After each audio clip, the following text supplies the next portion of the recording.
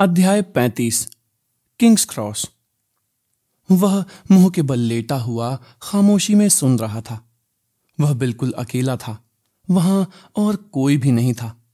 उसे तो यह भी पूरा यकीन नहीं था कि वह खुद भी वहां था।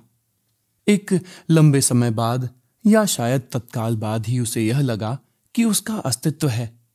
वह किसी भूत या विचार की तरह अमूर्त या बिना शरीर का नहीं हो सकता, क्योंकि वह लेटा हुआ था, निश्चित रूप से किसी सतह पर लेटा हुआ था। इसका मतलब यह था कि उसकी इंद्रियां स्पर्श को महसूस कर रही थीं। इसका यह भी मतलब था कि जिस चीज पर वह लेटा था उसका भी अस्तित्व होगा। जैसे ही हैरी इस नतीजे पर पहुंचा, उसका ध्यान इस बात की तरफ गया कि वह नंगा था। चूंकि वह बिल्कुल अकेला था, इसलिए इस बात से उसे चिंता नहीं हुई। हालांकि वह थोड़ा चौंक जरूर गया। उसने सोचा कि अगर वह महसूस कर सकता है तो देख भी सकता होगा। आंखें खोलने पर उसे पता चला कि वे काम कर रही थीं।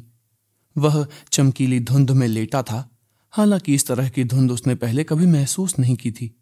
उसके आसपास का माहौल बादल जैसे धुएं में नहीं छिपा था, बल्कि ऐसा लग रहा था जैसे बादलों से बना हो। जिस फर्श पर वह लेटा था वह सफेद लग रहा था, न गर्म न ही ठंडा। वहां बस एक समतल खाली चीज पड़ी थी। वह उठकर बैठ गया। उसके शरीर पर कोई घाव नहीं था। उसने अपना चेहरा छुआ। उसके चेहरे पर चश्मा नहीं था। फिर एक आवाज आसपास के शून्य से उस तक पहुंची, किसी चीज के हल्के हल्के टकराने की आवाज, जो जूझ रही थी, फड़फड़ा रही थी, तड़प रही थी। यह एक करुण आवाज थी, थोड़ी भद्दी भी। उसे यह अप्रिय एहसास हुआ कि वह किसी गोपनीय या शर्मनाक चीज को चुपके से सुन रहा था। पहली बार उसकी इच्छा हुई कि काश वह कपड़े पहन लेता। उसके दिमाग में यह इच्छा आते ही तत्काल थोड़ी दूर पर दुशाले प्रकट हो गए। उसने उन्हें पहन लिया। वे नर्म, साफ और गर्म थे। यह अजीब बात थी कि उसके इच्छा प्रकट करते ही वे प्रकट हो गए। उसने खड़े होकर चारों तरफ देखा। क्या वह किसी बड़े आवश्यकता कक्ष में था? उसने जितनी दूर तक देखा, उसे उतनी ही ज्यादा चीजें दिखीं। कांच की एक बड़ी गुंबद वाली छत धूप में उसके सिर के ऊपर चमक रही थी। शायद यह एक महल था। हर चीज शांत और स्थिर थी, सिवाय टकराने और सुबकने की उन अजीब सी आवाजों के, जो धुंध में करीब से ही आ रही थीं। हैरी अपनी जगह पर धीरे से घूमा और आसपास का माहौल उसकी आंखों के सामने बदलने लगा। एक चौड़ी खुली जगह, चमकदार और साफ, हॉगवर्ट्स के बड़े हॉल से भी ज्यादा बड़ा हॉल। यह बिल्कुल खाली था। वहां इकलौता व्यक्ति था सिवाय। वह चिहुक गया। उसे वह चीज दिखाई दे गई जो आवाजें कर रही थी। बच्चे जैसा एक छोटा प्राणी जमीन पर नंगा लेटा था। इसकी चमड़ी रूखी और पपड़ीदार थी। यह प्राणी उस सीट के नीचे पड़ा पड़ा कांप रहा था जहां इसे छोड़ दिया गया था। इसे कोई नहीं चाहता था और इसे कोई चोरी से छोड़ गया था। अब यह सांस लेने के लिए जूझ रहा था। हैरी को डर लगने लगा। हालांकि प्राणी छोटा, कमजोर और घायल था, लेकिन हैरी उसके पास नहीं जाना चाहता था। बहरहाल वह करीब गया और किसी भी पल पीछे कूदने के लिए तैयार था। जल्दी ही वह इतने करीब पहुंच गया कि इसे छू सके, लेकिन वह ऐसा करने की हिम्मत नहीं जुटा पाया। वह खुद को डरपोक समझ रहा था। उसे इस प्राणी को तसल्ली देनी चाहिए, लेकिन इससे उसे नफरत हुई। तुम कोई मदद नहीं कर सकते? उसने पलट कर देखा। एल्बस डंबलडोर उसकी तरफ चल कर आ रहे थे। वे उमंग से तन कर चल रहे थे और उन्होंने नीले दुशाले पहन रखे थे। हैरी, उन्होंने अपनी बाहें फैलाईं और उनके दोनों हाथ सफेद और सही सलामत थे। अद्भुत लड़के, बहादुर बहादुर आदमी। चलो घूमते हैं। हैरान हैरी डंबलडोर के पीछे चल दिया। वे पपड़ीदार प्राणी से दूर जाने लगे। डंबलडोर उसे ऊंची चमकती छत के नीचे 2 सीटों की तरफ ले गए, जिनकी तरफ हैरी का ध्यान पहले नहीं गया था। डंबलडोर उनमें से एक पर बैठ गए और हैरी दूसरी पर बैठकर अपने पुराने हेडमास्टर का चेहरा घूरने लगा। डंबलडोर के लंबे सफेद बाल और दाढ़ी पहले जैसे ही थे, उनकी पैनी नीली आंखें आधे चांद के आकार के चश्मे के पीछे चमक रही थीं। उनकी नाक पहले जैसी ही मुड़ी हुई थी। हर चीज वैसी ही थी जैसी उसे याद थी, लेकिन फिर भी। लेकिन आप तो मर चुके हैं। ओह हाँ, डंबलडोर ने सामान्य आवाज में कहा। तो क्या मैं भी मर चुका हूं? डंबलडोर ने कहा, और अब वे ज्यादा खुलकर मुस्कुरा रहे थे। यही तो सवाल है ना? कुल मिलाकर मेरे प्यारे बच्चे, मुझे लगता है नहीं। उन्होंने एक दूसरे को देखा। डंबलडोर अब भी मुस्कुरा रहे थे। नहीं, हैरी ने दोहराया। नहीं, डंबलडोर बोले। लेकिन हैरी ने अपना हाथ बिजली के निशान की तरफ उठाया, परंतु वहां निशान नहीं था। लेकिन मुझे तो मर जाना चाहिए था। मैंने खुद को नहीं बचाया था। मैं चाहता था कि वह मुझे मार डाले। डंबलडोर ने कहा, मैं सोचता हूं कि इसी से सारा फर्क पड़ा। खुशी रोशनी की तरह, आग की तरह डंबलडोर से प्रवाहित हो रही थी। हैरी ने पहले कभी उन्हें इतना संतुष्ट नहीं देखा था। समझाएं, हैरी ने कहा। लेकिन तुम पहले से ही जानते हो, डंबलडोर ने अपने अंगूठे आपस में चटकाते हुए कहा। मैंने उसे खुद को मारने दिया, हैरी ने कहा। है ना? तुमने ऐसा ही किया, डंबलडोर ने सिर हिलाते हुए कहा। आगे कहो। तो उसकी आत्मा का जो हिस्सा मुझ में था। डंबलडोर ने और भी उत्साह से सिर हिलाया तथा हैरी को आगे बोलने के लिए प्रेरित किया। उनके चेहरे पर प्रोत्साहन भरी चौड़ी मुस्कान थी। क्या यह हिस्सा चला गया है? ओह हाँ, डंबलडोर ने कहा। हाँ, उसने इसे नष्ट कर दिया है। हैरी, तुम्हारी आत्मा समूची है और अब वह पूरी तरह तुम्हारी है। लेकिन फिर? हैरी ने अपने कंधे के पीछे देखा, जहां छोटा घायल प्राणी कुर्सी के नीचे कांपा। वह क्या है प्रोफेसर? एक ऐसी चीज जो हम दोनों की मदद से परे है, डंबलडोर ने कहा। लेकिन अगर वोल्डेमॉर्ट ने मारक शाप का इस्तेमाल किया था, हैरी ने दोबारा कहना शुरू किया, और इस बार मेरी खातिर कोई भी नहीं मरा, तो फिर मैं जिंदा कैसे बचा हूं? मुझे लगता है कि तुम जानते हो, डंबलडोर ने कहा। अतीत को याद करते हुए सोचो। याद करो कि उसने अपने अज्ञान में, लालच में, क्रूरता में क्या किया था। हैरी ने सोचते हुए अपने आसपास के माहौल पर नजर डाली। वे जहां बैठे थे वह सचमुच किसी महल जैसा लग रहा था।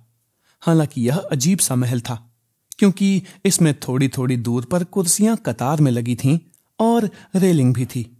वहां हैरी, डंबलडोर और कुर्सी के नीचे पड़े सुबकते प्राणी के सिवाय कोई नहीं था। फिर जवाब उसके होठों तक आसानी से, बिना किसी कोशिश के आ गया। हैरी बोला, उसने मेरा खून लिया था। बिल्कुल, डंबलडोर ने कहा। उसने तुम्हारा खून लिया था और उससे अपने शरीर को दोबारा बनाया था। तुम्हारा खून उसकी रगों में बह रहा है हैरी। लिली की सुरक्षा तुम दोनों के भीतर थी। वोल्डेमॉर्ट ने यह इंतजाम कर दिया था कि उसके जिंदा रहने तक तुम भी जिंदा रहो। मैं जिंदा रहूं जब तक कि वह जिंदा रहे। लेकिन मैंने तो सोचा था कि मामला उल्टा था। मैंने तो सोचा था कि हम दोनों को मरना होगा, या फिर यह एक ही बात है। दर्द से कराहते प्राणी के सुबकने और हाथ पटकने से उसका ध्यान भटक गया। वह एक बार फिर पीछे मुड़कर उसकी तरफ देखने लगा। आपको यकीन है कि हम कुछ नहीं कर सकते? कोई मदद संभव नहीं है। तो फिर और ज्यादा स्पष्ट करें, हैरी ने कहा। डंबलडोर मुस्कुराए। तुम 7वें होर्क्रक्स थे हैरी। वह होर्क्रक्स जिसे वह बनाना नहीं चाहता था। उसने अपनी आत्मा को इतना अस्थिर कर दिया था कि जब उसने तुम्हारे माता पिता की हत्या करने और छोटे से बच्चे की जान लेने की घिनौनी कोशिश करने का जघन्य अपराध किया, तो यह टूटकर अलग हो गई। लेकिन उसकी आत्मा का जितना हिस्सा उस कमरे में आया था, उतना बाहर नहीं गया। हालांकि वह यह बात नहीं जानता था, वह अपने पीछे तुम्हारे शरीर के अलावा भी कुछ छोड़ कर गया था। उसकी आत्मा का टुकड़ा तुमसे जुड़ गया था, वह संभावित शिकार जो बच गया। लेकिन उसका ज्ञान दुखद रूप से अधूरा था हैरी। वोल्डेमॉर्ट जिसे महत्वपूर्ण नहीं मानता है उसे समझने की कोशिश भी नहीं करता है। घरेलू जिन्नों और बच्चों की कहानियों, प्रेम, वफादारी या मासूमियत के बारे में वोल्डेमॉर्ट कुछ नहीं जानता और समझता है, कुछ भी नहीं। इन सब में उसकी शक्ति से परे भी कोई शक्ति है, जादू की पहुंच से परे भी कोई शक्ति है। इस सच्चाई को वह कभी समझ नहीं पाया। उसने तुम्हारा खून इस विश्वास से लिया था कि इससे वह शक्तिशाली बन जाएगा। उसने अपने शरीर में उस जादू का छोटा सा हिस्सा भी ले लिया जो तुम्हारी माँ के बलिदान के कारण तुम्हारी सुरक्षा कर रहा था।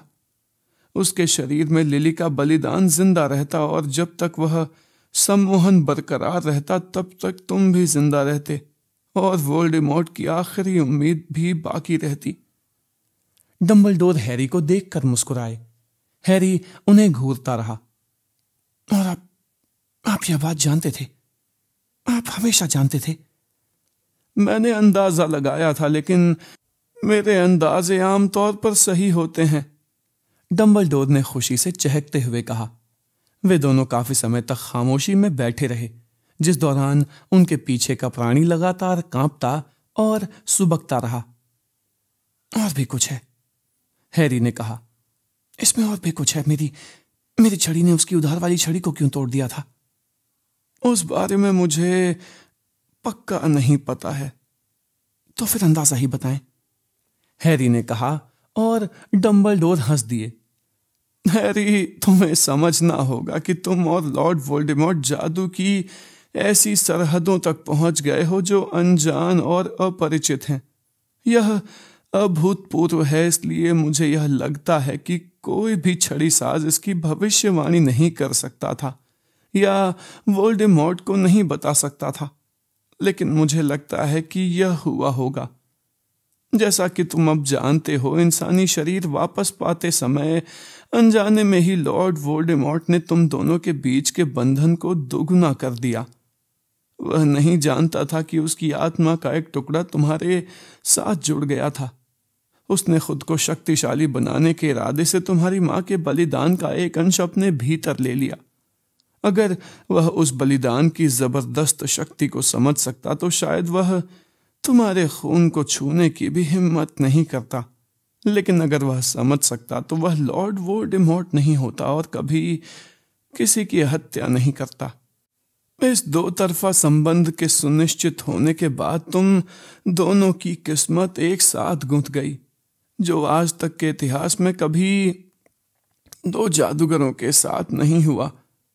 इसके बाद वोल्डेमॉर्ट ऐसी छड़ी से तुम पर हमला करने गया जिसका मूल तत्व तुम्हारी छड़ी के मूल तत्व का जुड़वा था। और जैसा कि हम जानते हैं, इसकी वजह से बहुत ही अजीब घटना हुई। दोनों मूल तत्वों ने ऐसे तरीके से प्रतिक्रिया की जिसकी वोल्डेमॉर्ट को कभी उम्मीद नहीं थी, क्योंकि वह नहीं जानता था कि तुम्हारी और उसकी छड़ी जुड़वा है। हैरी, उस रात को वह तुमसे ज्यादा डरा हुआ था। तुमने तो मौत की संभावना को स्वीकार कर लिया था, यहां तक कि गले भी लगा लिया था। यह एक ऐसी चीज थी जो वोल्डेमॉर्ट कभी नहीं कर सकता था। तुम्हारी हिम्मत जीत गई, तुम्हारी छड़ी ने उसे हरा दिया और ऐसा करते समय दोनों छड़ियों के बीच ऐसा कुछ हुआ जो उनके मालिकों के आपसी संबंध को दर्शाता था। मेरा मानना है कि उस रात तुम्हारी छड़ी ने वोल्डेमॉर्ट की छड़ी की कुछ शक्तियां और गुण ले लिए, जिसका मतलब यह है कि इसमें थोड़ा सा वोल्डेमॉर्ट खुद आ गया। यही वजह है कि जब वह तुम्हारा पीछा कर रहा था तो तुम्हारी छड़ी ने उसे पहचान लिया। छड़ी ने पहचान लिया कि वह परिचित और कट्टर दुश्मन है। इसके बाद तुम्हारी छड़ी ने उसी के जादू का इस्तेमाल उस पर किया। वह जादू इतना सशक्त था कि लूसियस की छड़ी ने पहले कभी नहीं किया था। तुम्हारी छड़ी में तुम्हारे प्रबल साहस और वोल्डेमॉर्ट की घातक योग्यता की शक्तियां थीं। लूसियस मैल्फॉय की छड़ी के पास बचने का मौका ही कहां था। लेकिन अगर मेरी छड़ी इतनी शक्तिशाली थी तो फिर हरमाइनी ने उसे तोड़ कैसे दिया? हैरी ने पूछा। मेरे प्यारे लड़के, उस छड़ी के उल्लेखनीय परिणाम सिर्फ वोल्डेमॉर्ट के मामले तक सीमित थे, जिसने जादू के सबसे गहरे नियमों के साथ गलत ढंग से छेड़खानी की थी। सिर्फ उसके लिए ही वह छड़ी असामान्य रूप से शक्तिशाली थी, वरना तो वह बाकी छड़ियों जैसी ही थी। हालांकि मुझे यकीन है कि अच्छी थी। डंबलडोर ने दयालुता से बात पूरी की। हैरी लंबे समय तक या कुछ पलों तक विचारों में डूबा रहा। यहां पर समय जैसी चीजों के बारे में पक्के तौर पर कुछ कहना बहुत मुश्किल था। उसने मुझे आपकी छड़ी से मारा। वह तुम्हें मेरी छड़ी से नहीं मार पाया। डंबलडोर ने हैरी की बात सही की। मुझे लगता है हम इस बात पर सहमत हो सकते हैं कि तुम मरे नहीं हो। हालांकि जाहिर है, उन्होंने आगे कहा, जैसे उन्हें डर हो कि उन्होंने गलत बात कह दी है, मैं तुम्हारे कष्टों को कम नहीं आंक रहा हूं, जो मुझे लगता है कि बहुत गंभीर थे। मैं इस वक्त बहुत अच्छा महसूस कर रहा हूं। हैरी ने अपने साफ बेदाग हाथों को देखते हुए कहा। हम कहाँ हैं? यही तो मैं तुमसे पूछना चाह रहा हूं। डंबलडोर ने चारों तरफ देखते हुए कहा। तुम्हें क्या लगता है? जब तक डंबलडोर ने यह नहीं पूछा, हैरी को पता नहीं था।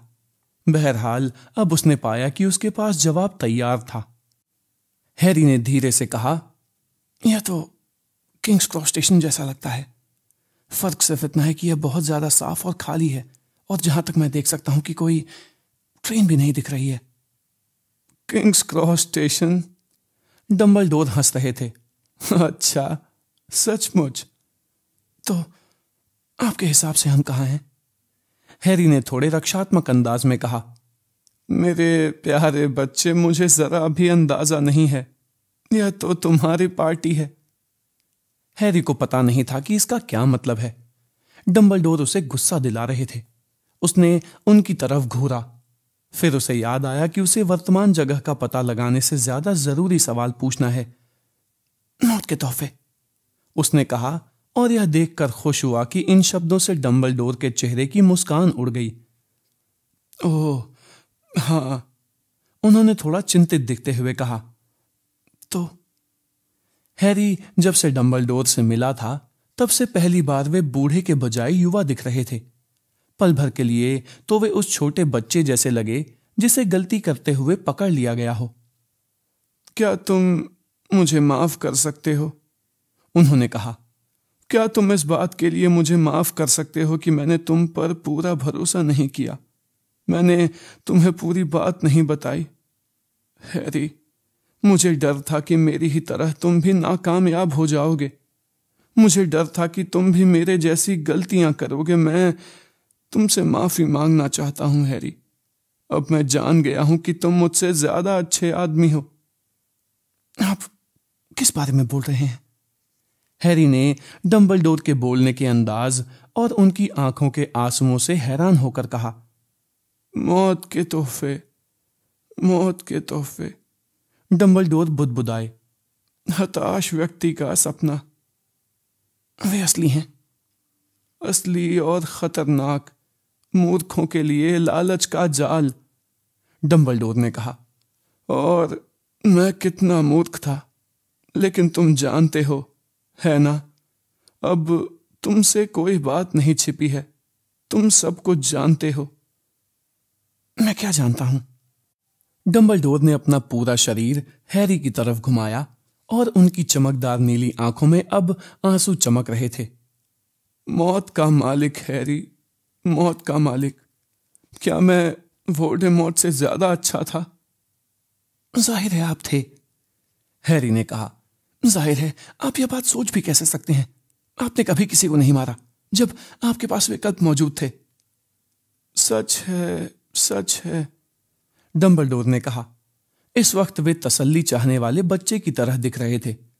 फिर भी मैंने मौत को जीतने का एक तरीका खोजना चाहा हैरी। उस तरीके से नहीं जिस तरीके से उसने किया था। हैरी ने कहा। डंबलडोर पर उसके इतने गुस्से के बाद यह अजीब था कि वह ऊंची छत के नीचे बैठकर डंबलडोर को खुद उन्हीं के हमले से बचा रहा था। होर्क्रक्स नहीं, मौत के तोहफे। बिल्कुल, होर्क्रक्स नहीं, मौत के तोहफे। डंबलडोर बुदबुदाए। खामोशी छा गई। उनके पीछे का प्राणी सुबक रहा था, लेकिन हैरी ने पीछे पलट कर नहीं देखा। ग्रिंडेलवाल्ड भी उनकी तलाश कर रहा था? उसने पूछा। डंबलडोर ने एक पल के लिए अपनी आंखें बंद कीं और सिर हिला दिया। सबसे बढ़कर इसी बात ने हम दोनों को एक दूसरे की ओर खींचा था, उन्होंने धीरे से कहा। दो चतुर घमंडी लड़के जिनकी लालसा एक ही थी। मुझे यकीन है तुमने अंदाजा लगा लिया होगा कि वह गॉड्रिक्स हॉलो क्यों आना चाहता था, क्योंकि वहीं पर इग्नोटस पेवरेल की कब्र थी। वह उस जगह पर अच्छी तरह खोज करना चाहता था जहां तीसरा भाई मरा था। तो यह सच है? हैरी ने पूछा। वह कहानी, पेवरेल भाई? कहानी में 3 भाई थे, डंबलडोर ने सिर हिलाते हुए कहा। ओह हाँ, मुझे ऐसा ही लगता है। वे वीरान रास्ते में मौत से मिले थे।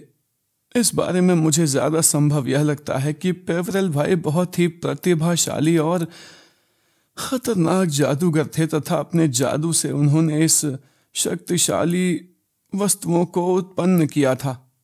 मुझे लगता है कि इनके बारे में मौत के तोहफों की कहानी किंवदंती के रूप में गढ़ ली गई होगी। जैसा कि तुम जानते हो कि चोगा सदियों तक पिता से बेटे, माता से बेटी तक हस्तांतरित होता आया है। इस वक्त यह चोगा इग्नोटस के आखिरी जीवित वंशज के पास है, जो इग्नोटस की ही तरह गॉड्रिक्स हॉलो में पैदा हुआ था। डंबलडोर हैरी की तरफ देखकर मुस्कुराए। मैं? हाँ, तुम।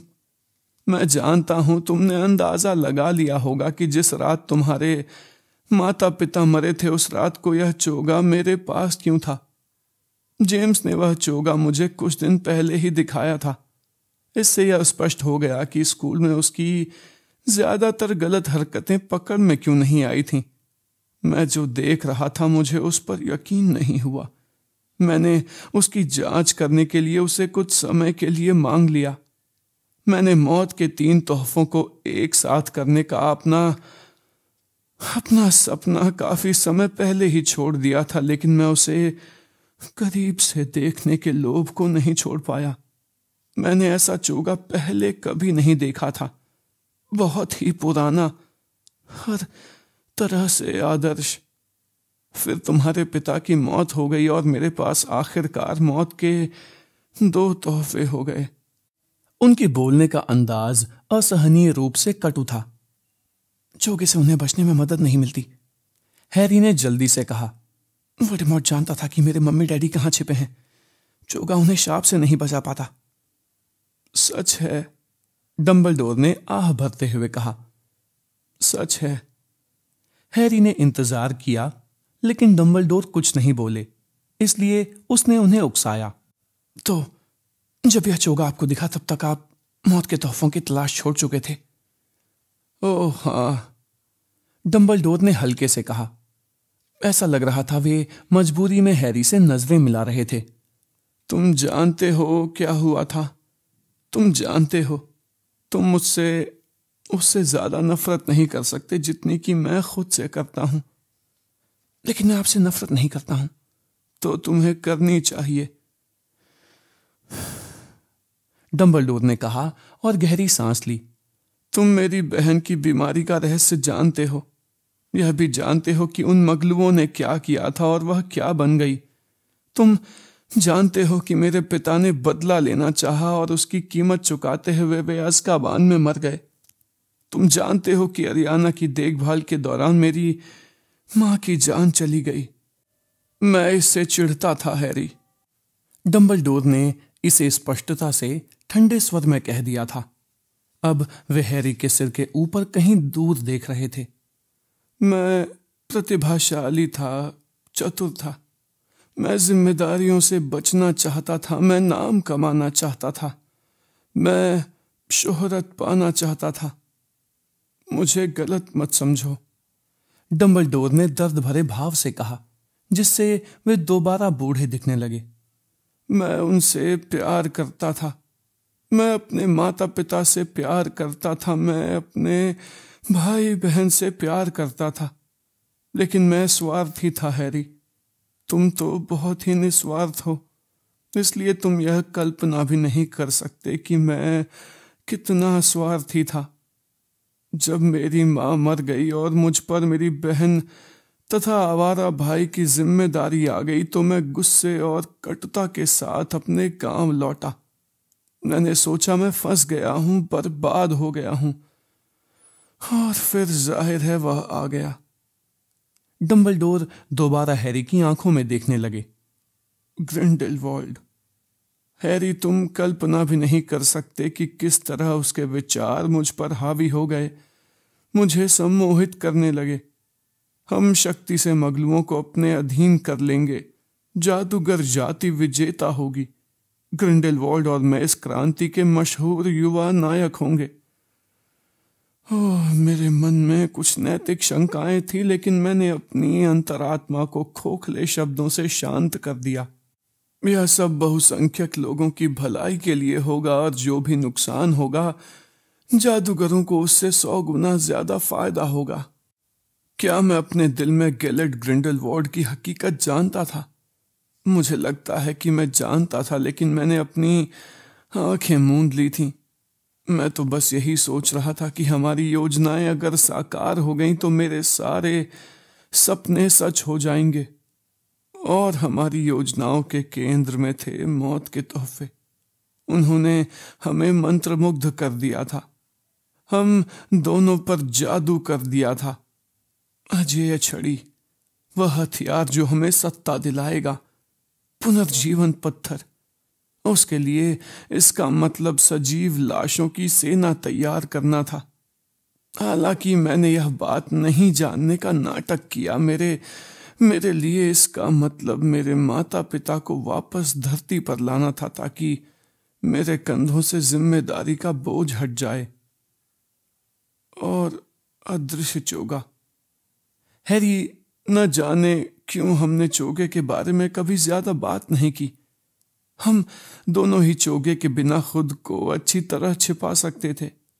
जाहिर है चोगे का सच्चा जादू यह है कि इसका प्रयोग मालिक के साथ साथ दूसरों को छिपाने और उनकी रक्षा करने के लिए भी किया जा सकता है।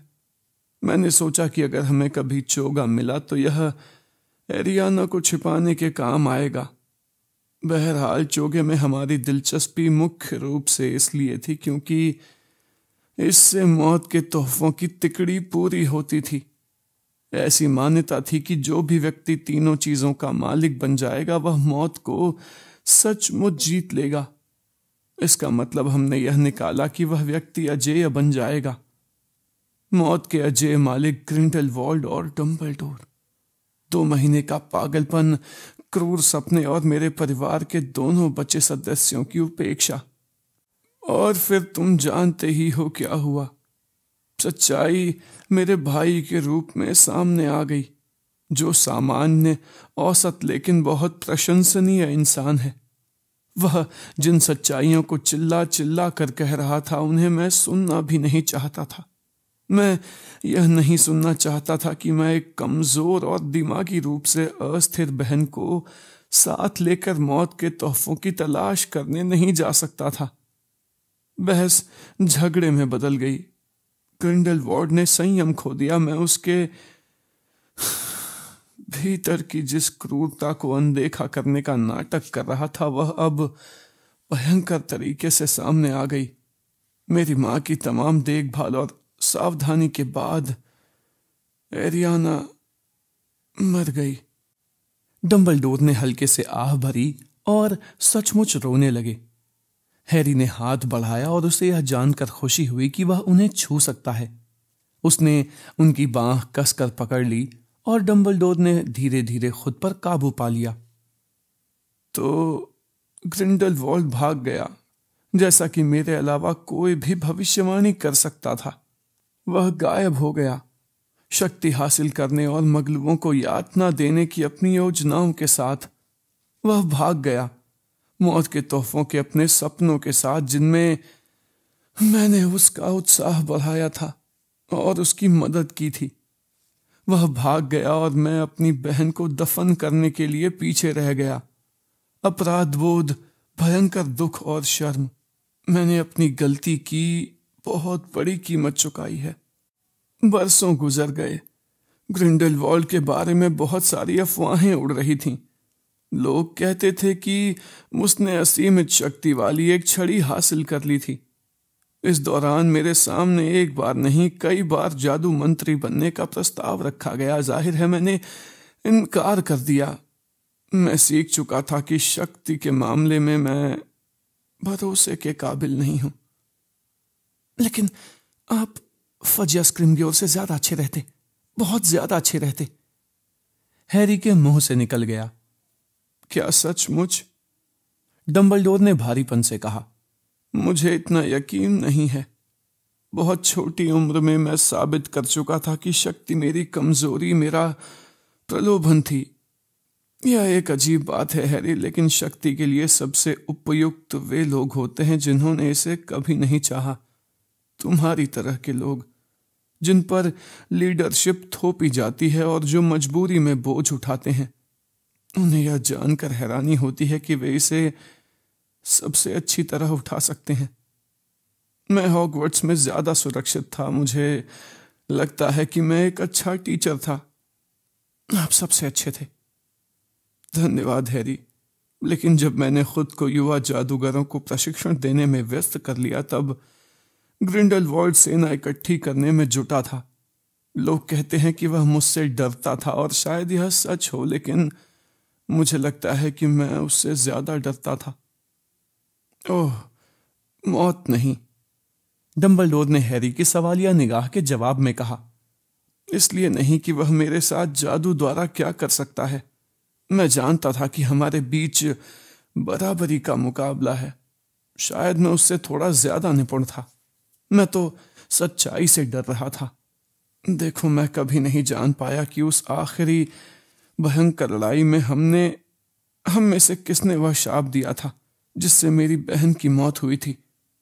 तुम मुझे डरपोक कह सकते हो, मैं डरपोक ही था हैरी। मुझे सारी चीजों से परे यह जानने का डर था कि कहीं मैंने ही तो अपनी बहन को नहीं मारा था, अपने घमंड और मूर्खता से नहीं, बल्कि कहीं मैंने ही तो दरअसल वह वार नहीं किया था जिसने उसकी जान ली थी। मैं सोचता हूं कि वह यह बात जानता था। मुझे लगता है कि वह जानता था कि मुझे किससे डर लगता है। मैं उसके साथ द्वंद्व युद्ध करने को टालता रहा जब तक कि आखिरकार टालना शर्मनाक नहीं हो गया। लोग मर रहे थे, वह रोके नहीं रुक रहा था और मुझे पूरी कोशिश करनी ही थी। तुम जानते हो कि इसके बाद क्या हुआ। मैंने द्वंद्व युद्ध जीत लिया। मैंने छड़ी जीत ली। एक और खामोशी। हैरी यह नहीं पूछ पाया कि डंबलडोर को क्या कभी यह पता चला कि एरियाना को किसने मारा था। वह जानना भी नहीं चाहता था।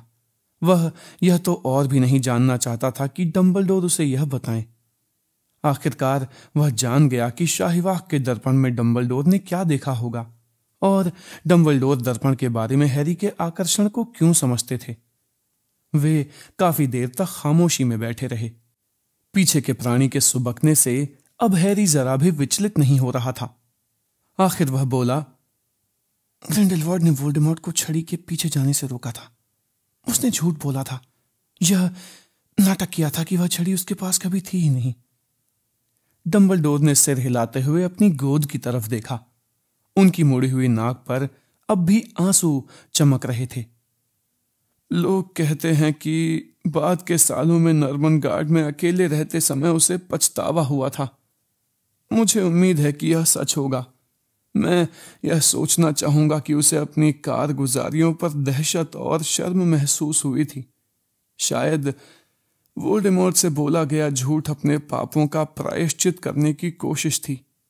वोल्डेमॉर्ट को मौत के तोहफे तक पहुंचने से रोकने की कोशिश थी, या शायद आपकी कब्र तोड़ने से रोकने की कोशिश थी। हैरी ने सुझाव दिया और डंबलडोर ने अपनी आंखें पोंछ लीं। थोड़ी देर खामोश रहने के बाद हैरी बोला, आपने पुनर्जीवन पत्थर का प्रयोग करने की कोशिश की थी? डंबलडोर ने सिर हिलाया। यह मुझे बरसों बाद गॉन्ट परिवार के खंडहर मकान में दफन मिला। मौत के इसी तोहफे को हासिल करने की मुझे सबसे ज्यादा तमन्ना थी। हालांकि युवावस्था में इसे मैं बिल्कुल अलग कारणों से हासिल करना चाहता था। इसे देखते ही मेरा दिमाग घूम गया हैरी। मैं बिल्कुल ही भूल गया कि अब यह एक होर्क्रक्स था, इसलिए अंगूठी में निश्चित रूप से शाप होगा। मैंने अंगूठी उठाकर पहन ली और पल भर के लिए सोचा कि मैं एरियाना और अपने माता पिता को देख सकूंगा और उन्हें बता सकूंगा कि मैं कितना ज्यादा दुखी था। मैं कितना मूर्ख था हैरी। इतने साल बाद भी मैंने कुछ नहीं सीखा था। मैं मौत के तोहफों को इकट्ठा करने के काबिल नहीं था। मैंने यह बार बार साबित किया था और यह अंतिम सबूत था। क्यों? हैरी ने कहा। यह स्वाभाविक था। आप अपने परिवार को दोबारा देखना चाहते थे, इसमें गलत क्या था? शायद करोड़ों में एक आदमी ही मौत के तोहफों को दोबारा इकट्ठा कर सकता था हैरी। मैं उनमें से सबसे तुच्छ वस्तु को पाने के काबिल था जो सबसे कम असाधारण थी। मैं सिर्फ अजेय छड़ी का मालिक बनने के काबिल था। जब तक कि मैं इसके बारे में डींगे ना हाँकूं और इससे किसी की जान न लूं। मुझे इसका इस्तेमाल करने की अनुमति इसलिए दी गई थी क्योंकि मैंने इसे अपने लाभ के लिए नहीं बल्कि दूसरों को बचाने के लिए हासिल किया था। चोगा मैंने सिर्फ दिलचस्पी के लिए लिया था, इसलिए यह मेरे लिए कभी उस तरह काम नहीं कर सकता था जिस तरह इसने तुम्हारे लिए अपने सच्चे मालिक के लिए किया है। पत्थर का उपयोग मैंने तुम्हारी तरह बलिदान के लिए नहीं बल्कि दूसरी दुनिया में शांति से रह रहे लोगों को वापस बुलाने के लिए किया होता। तुम ही मौत के तोहफों के सबसे उपयुक्त मालिक हो। डंबलडोर ने हैरी का हाथ थपथपाया और हैरी उनकी तरफ देखकर हंस दिया। वह खुद को रोक नहीं पाया। अब वह डंबलडोर से नाराज कैसे रह सकता था? आपने इसे इतना मुश्किल क्यों बनाया? डंबलडोर की मुस्कान थिरकी।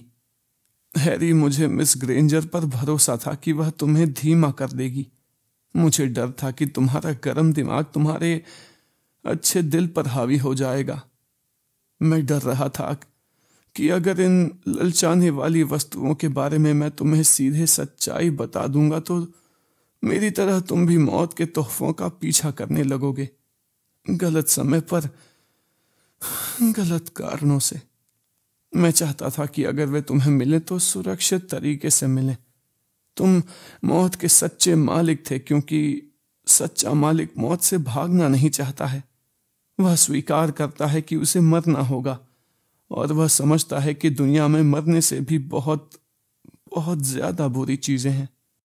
और वोल्डेमॉर्ट को मौत के तोहफों के बारे में कभी पता नहीं चला। मुझे नहीं लगता, क्योंकि वह पुनर्जीवन पत्थर को नहीं पहचान पाया और उसने इसे होर्क्रक्स बना दिया। लेकिन हैरी, अगर उसे इनके बारे में पता होता तब भी शायद उसकी दिलचस्पी पहले तोहफे के अलावा किसी में नहीं होती। वोल्डेमॉर्ट को चोगे की कोई खास जरूरत नहीं थी और जहां तक पत्थर का सवाल है, वह मौत के मुंह से किसे वापस बुलाना चाहता। उसे मुर्दा लोगों से डर लगता है, वह प्यार नहीं करता है। लेकिन आपको यह उम्मीद थी कि वह छड़ी हासिल करना चाहेगा। जब लिटिल हैंगल्टन के कब्रिस्तान में तुम्हारी छड़ी ने वोल्डेमॉर्ट की छड़ी को हराया, तभी मुझे यकीन हो गया कि वह इसके लिए कोशिश जरूर करेगा। पहले तो उसे डर था कि तुम बेहतर योग्यता के कारण उससे जीत गए हो, लेकिन ओलिवेंडर का अपहरण करने के बाद उसे जुड़वा मूल तत्वों के बारे में पता चल गया। उसने सोचा कि किसी दूसरी छड़ी के इस्तेमाल से काम बन जाएगा, लेकिन उधार की छड़ी भी तुम पर नाकाम रही। यहां वोल्डेमॉर्ट ने खुद से यह नहीं पूछा कि तुम में ऐसा कौन सा गुण है जो तुम्हारी छड़ी को इतना सशक्त बनाता है। तुम में ऐसी कौन सी प्रतिभा है जो उसमें नहीं है। इसके बजाय वह उस ताकतवर छड़ी को खोजने चल दिया जो लोगों के अनुसार हर छड़ी को हरा देती है। अजय छड़ी का मालिक बनना उसके लिए एक तरह का जुनून बन गया, जो तुम्हें मारने के उसके जुनून के बराबर ही था। उसे यकीन है कि अजय छड़ी उसकी आखिरी कमजोरी को खत्म कर देती और उसे सचमुच अजय बना देती है। बेचारा सेवरस। अगर आपने स्नेप के साथ अपनी मौत की योजना बनाई थी तो आप चाहते थे कि अजय छड़ी स्नेप के पास पहुंचे, है ना? मैं स्वीकार करता हूं कि यह मेरा इरादा जरूर था, डंबलडोर ने कहा, लेकिन यह मेरे मन चाहे तरीके से नहीं हो पाया, है ना? नहीं, हैरी ने कहा, यह नहीं हो पाया। उनके पीछे का प्राणी उछलता और कराहता रहा, लेकिन हैरी तथा डंबलडोर अब तक की सबसे लंबी खामोशी में बैठे रहे। इस दौरान धीमी गिरती बर्फ की तरह हैरी को यह एहसास होने लगा कि आगे क्या होगा। मुझे वापस जाना होगा, है ना? यह तुम पर है, मेरे पास विकल्प है। ओह हाँ, डंबलडोर उसकी तरफ देखकर मुस्कुराए। तुम कहते हो कि हम किंग्स क्रॉस स्टेशन में हैं। मैं सोचता हूं कि अगर तुम वापस न लौटने का फैसला करो तो तुम ट्रेन में बैठ सकते हो। और यह मुझे कहां ले जाएगी? आगे, डंबलडोर ने कहा। एक बार फिर खामोशी। वोल्डेमॉर्ट के पास अजय छड़ी है। सही कहा, वोल्डेमॉर्ट के पास अजय छड़ी है। लेकिन आप चाहते हैं कि मैं लौट कर जाऊं? डंबलडोर ने कहा। मैं सोचता हूं कि अगर तुम लौट कर जाने का चुनाव करते हो तो इस बात की संभावना है कि वह हमेशा हमेशा के लिए खत्म हो जाएगा। मैं इस बात का वादा नहीं कर सकता, लेकिन हैरी, मैं इतना जरूर जानता हूं कि अगर तुम वहां जाओगे तो तुमसे ज्यादा डर उसे होगा। हैरी ने एक बार फिर उस अजीब सी चीज की तरफ देखा जो दूध की कुर्सी के नीचे की छाया में कांप और कराह रही थी।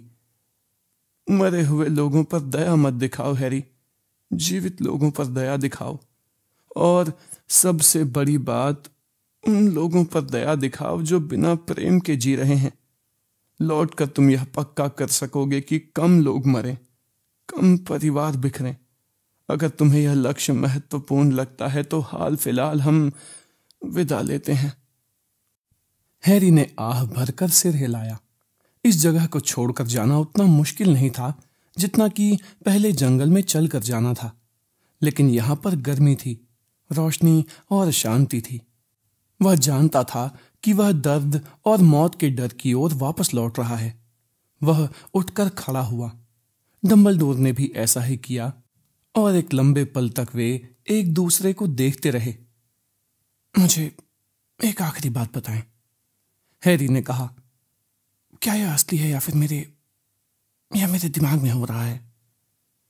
डंबलडोर उसकी तरफ देखकर मुस्कुराए और उनकी आवाज हैरी के कानों में तेजी से आ रही थी। चमकती धुंध एक बार फिर आ गई थी, जिससे उनकी आकृति अस्पष्ट हो गई। जाहिर है यह तुम्हारे दिमाग में हो रहा है हैरी, लेकिन इसका यह मतलब तो नहीं कि यह असली नहीं है।